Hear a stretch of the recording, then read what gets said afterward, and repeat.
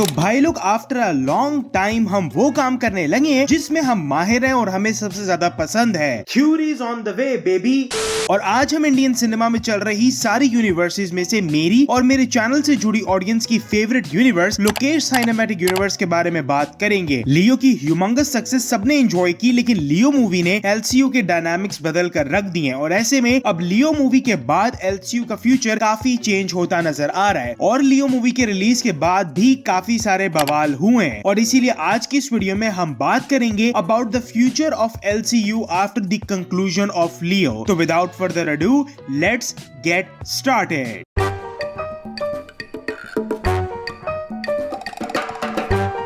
अब हम लोग एलसीयू की अपकमिंग मूवीज पर क्रोनोलॉजिकल ऑर्डर में बात करेंगे और इस खूबसूरत से सफर को एंजॉय करेंगे। अब लियो के बाद हमें एलसीयू की जो मूवी देखने को मिलने वाली है वो है कैथी 2।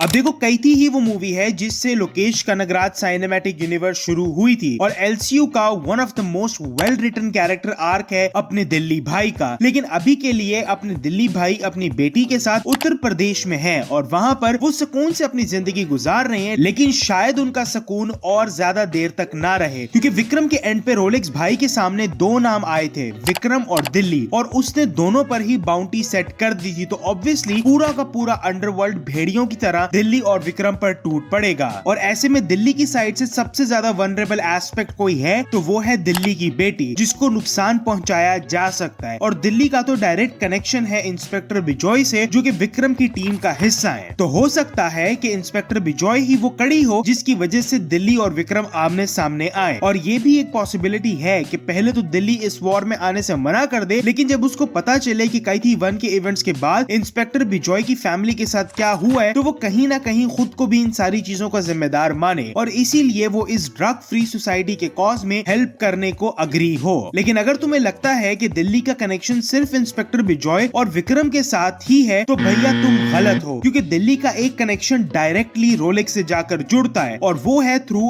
अंबू एंड अदाइकलम, और वही दोनों रोलेक्स को दिल्ली के कैरेक्टर की इंफॉर्मेशन भी देते हैं। लेकिन अगर तुमने कैथी मूवी ध्यान से देखी हो तो उसमें जब दिल्ली उस जेल में पहुंचता है और वो अदाइकलम को देखता है तो वो दोनों एक लुक शेयर करते हैं और वहां पर अगर तुम अदाइकलम के फेस के एक्सप्रेशंस को देखो तो उससे पता चलता है कि वो दिल्ली को पहले से जानता था। अब यहाँ से एक लिंक दिल्ली के पास से भी जुड़ता है। एक तो लोकेश भैया को कैरेक्टर्स की बैक स्टोरीज को छुपा कर रखने का बड़ा शौक है। कैथी 1 से हमें दिल्ली की बैक स्टोरी से सिर्फ इतना ही हिंट मिलता है कि वो पहले एक गुंडा था और बाद में अपनी शादी के बाद वो सुधर गया, लेकिन जब वो एक गुंडा था तब वो किसकी गैंग में था और किन लोगों के साथ काम करता था ये हमें पता ही नहीं है। और उस जेल में दिल्ली और अदाइकलम ने जो लुक शेयर की है उससे तो यही लगता है कि अदाइकलम और दिल्ली दोनों एक ही गैंग में काम करते थे। और फिर हमें कैथी 2 में देखने को मिलेगा कि कैसे रोलेक्स की बाउंटी ने दिल्ली की जिंदगी को अपसाइड डाउन टर्न कर दी है। अब लियो की एंडिंग से हमें इतना पता चल गया है कि विक्रम इस यूनिवर्स का निक फ्यूरी होने वाला है और अपने सारे एवेंजर्स को असेंबल करने का काम विक्रम का कैरेक्टर ही करेगा to fight the mighty Thanos Rolex. Leo के एंड पे विक्रम लियो को रिक्रूट करता है तो हो सकता है कि कैथी 2 के एंड में भी हमें सिमिलरली विक्रम दिल्ली को अप्रोच करता हुआ नजर आए, recruiting him in the team, which brings us to the next film after Kaithi 2 which is going to B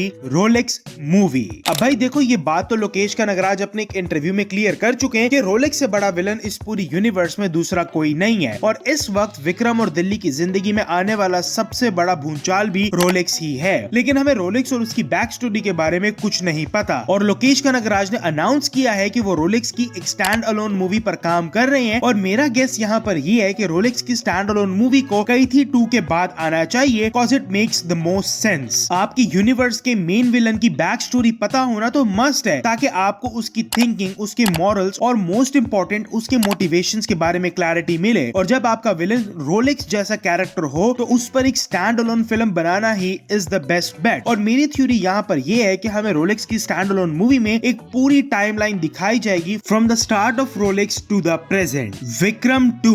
अब विक्रम 2 एक बहुत ही क्रूशियल फिल्म होने वाली है एलसीयू के लिए। आफ्टर ऑल विक्रम ही वो मूवी थी जिसने एलसीयू को एज अ यूनिवर्स एस्टैब्लिश किया था and the character Vikram itself भी एलसीयू के लिए बहुत ज्यादा इंपॉर्टेंट है। एक तो ये कैरेक्टर हर दूसरे कैरेक्टर से जुड़ा हुआ है, चाहे वो लियो हो या दिल्ली और या फिर हमारा अमर, और दूसरा ही इज अ एजेंट तो obviously he is the most matured and tactical one out of the whole team. और विक्रम विक्रम के एंड पे हम देखते हैं कि जब रोलेक्स विक्रम और दिल्ली पर बाउंटी लगा रहा होता है तब विक्रम वहीं पर मौजूद होता है। उसने रोलेक्स को देख लिया, उसकी तबीयत को नाप लिया and now his next target is to take down Rolex. और अब जब हम रोलेक्स की स्टैंड अलोन मूवी में रोलेक्स की बैक स्टोरी और उसके एम्पायर से फेमिलियर हो चुके होंगे तो शायद विक्रम 2 में हमें Vikram with the help of Leo and Delhi point by point Rolex के एम्पायर पर अटैक करते हुए नजर आए और विक्रम 2 के एंड पे वो रोलेक्स के एम्पायर को एक ऐसा झटका दे जिससे रोलेक्स की एम्पायर की जड़ें हिल जाए। लेकिन ये सब का सब इनकम्प्लीट होगा अपनी नेक्स्ट मूवी के बारे में बात किए बगैर, जो है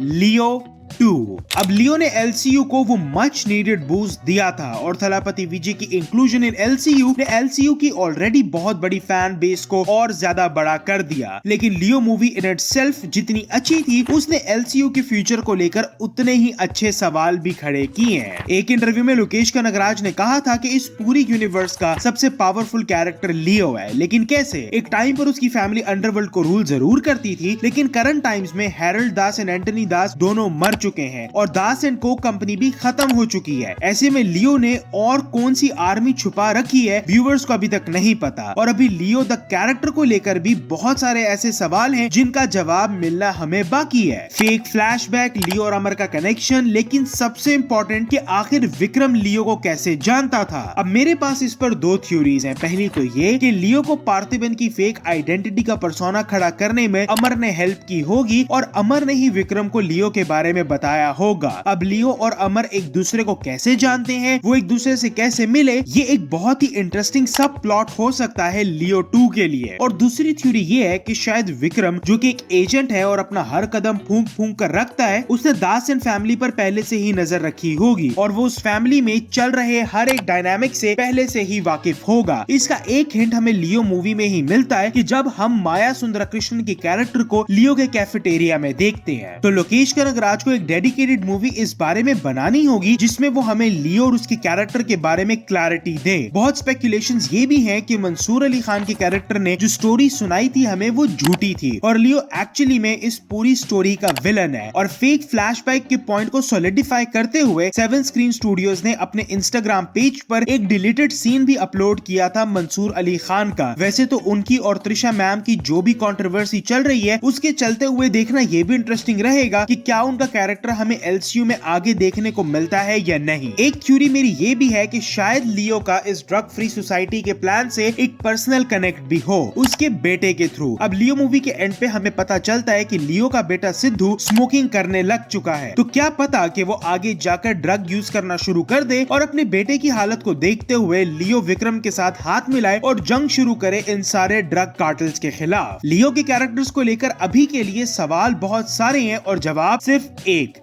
लियो part 2 the finale and the tough task. अब देखो, जब ये लोकेश कनगराज यूनिवर्स कंक्लूड होगी तो वो एक फेस्टिवल होगा बॉक्स ऑफिस के लिए और ऑडियंस के लिए भी। एक ही यूनिवर्स में इतने बड़े बड़े स्टार्स का होना और एक ही मूवी में आकर उस यूनिवर्स को कंक्लूड करना, ऐसा कुछ इंडियन सिनेमा में पहले कभी नहीं देखा गया होगा। तुम कह सकते हो कि इंडियन सिनेमा के लिए अवेंजर्स एंड गेम टाइप कुछ होने वाला है, लेकिन सुनने और महसूस करने में ये जितना अच्छा लगता है, इस पर लॉजिकली सोचो तो ये उतना ही बड़ा टास्क है। यूनिवर्स को स्टार्ट करना बड़ी बात नहीं होती, बड़ी बात होती है उसको मेंटेन करके रखना ताकि वो साग जिसके लिए आपने इज्जत कमाई है वो बरकरार रहे और ऑडियंस के दिल में आपका प्यार भी। और यहीं पर लोकेश कनगराज का असली टेस्ट शुरू होने वाला है कि इंडिविजुअली तो इन सब कैरेक्टर्स की मूवीज फाड़ होंगी, नो डाउट अबाउट इट, लेकिन असली इम्तिहान तो तब शुरू होगा जब इन सब किरदारों को आप एक साथ बड़े पर्दे पर लेकर आओगे और उससे भी जरूरी किस तरह से लेकर आओगे। एक चीज जो लोकेश कनगराज को मेंटेन करनी होगी वो है इस यूनिवर्स का इमोशन। अब देखो, अभी तक अगर कोई दो कैरेक्टर्स इस यूनिवर्स और उसके अल्टीमेट गोल से इमोशनली इफेक्ट हुए तो वो है विक्रम और अमर, क्योंकि कहीं ना कहीं इसी ड्रग कार्टेल की वजह से उन्होंने अपने प्यारे खोए हैं। विक्रम ने अपना बेटा और अमर ने अपनी बीवी, लेकिन ये इमोशनल मोटिवेशन दिल्ली और लियो के कैरेक्टर के लिए आना बाकी है। और मैं यही चाहता हूँ कि जब ये यूनिवर्स कंक्लूड हो और इसका फिनाले आए तो उस टाइम पर कैरेक्टर्स के साथ साथ ऑडियंस भी उसमें इतनी इमोशनली इन्वॉल्व हो कि जब हीरो हीरोज अपने विलन को हराएं तो वो जीत